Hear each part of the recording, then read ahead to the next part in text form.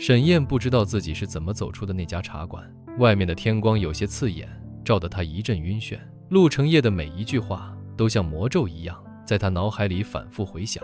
不清不白的过去，不光彩的污点，她一直都知道自己和陆景飞之间的差距，却从未想过，在那个真正的上流世界里，自己竟然是如此的不堪和卑微。她回到了那间豪华的公寓，这里的一切曾经让她感到温暖，此刻却变得陌生而冰冷。她觉得自己像一个偷穿了王子衣服的乞丐。当午夜的钟声敲响，一切华美的伪装都会被打回原形。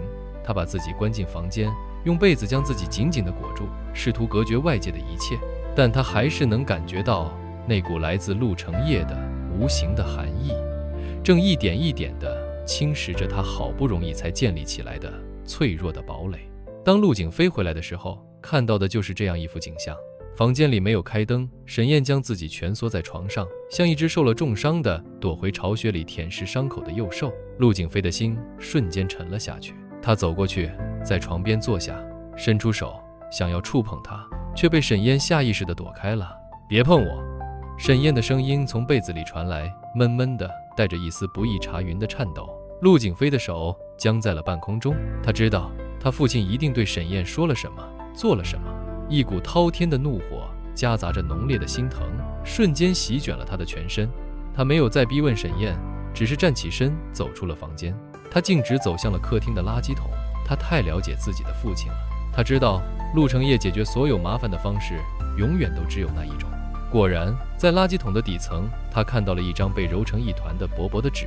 他将那张纸展开，支票上那个天文数字刺痛了他的眼睛。陆景飞的脸色瞬间变得阴沉的可怕，他周身的气压低得骇人，那双平日里深邃的眼眸此刻像是凝结了万年不化的寒冰。他拿出手机拨通了那个他极少主动联系的号码，电话很快被接通。景飞，陆成业的声音一如既往的平稳。您见他了？陆景飞的声音冷得不带一丝温度，这不是疑问句，而是陈述句。一个上不了台面的小麻烦而已，我已经帮你处理好了。陆成业的语气依旧是那种掌控一切的淡然。处理？陆景飞的嘴角勾起一抹冰冷的、毫无笑意的弧度。您用一张支票，就像打发一个乞丐一样去羞辱他，这就是您的处理方式？这是他第一次用如此尖锐的、近乎忤逆的语气和自己的父亲说话。电话那头的陆成业显然也愣住了，他沉默了几秒，声音沉了下来。景飞，注意你的用词，我是在帮你清除你人生道路上的障碍。那个孩子的出身和背景只会拖累你。障碍，拖累。陆景飞低声笑了起来，那笑声里充满了无尽的嘲讽和失望。在您眼里，是不是所有的人，所有的感情都可以用金钱和利益来衡量？我的人生不需要您来规划，我爱谁，想和谁在一起，也不需要您来批准。我告诉您，陆成业先生，他一字一句清晰而决绝。沈燕，他不是可以用支票衡量的商品，他是我的人，是我用尽全力才让他卸下心防，愿意靠近我一点点的人。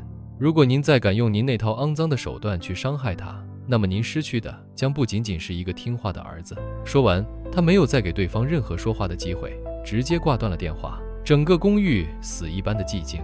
陆景飞站在客厅中央，胸口剧烈地起伏着。这是他20多年来第一次正面违抗他那个说一不二的父亲，为了另一个人。他转身重新走回了那个黑暗的房间。沈燕依旧保持着原来的姿势，但陆景飞知道他一定听到了刚才所有的对话。他没有开灯，只是走到床边，然后在沈燕的面前缓缓地、郑重地单膝跪了下来。他将那个蜷缩成一团的人连同被子一起轻轻地却又无比坚定地揽进了自己的怀里。他没有再解释什么，也没有再说什么甜言蜜语，他只是低下头，将自己的额头抵着沈燕的额头。沈燕，他的声音在黑暗中沙哑而郑重，像一个立下誓言的骑士。从今以后，我会站在你前面，所有风雨我来挡。黑暗中，沈燕的身体不再颤抖，一滴滚烫的泪从她的眼角滑落，无声地滴落在了陆景飞的手背上。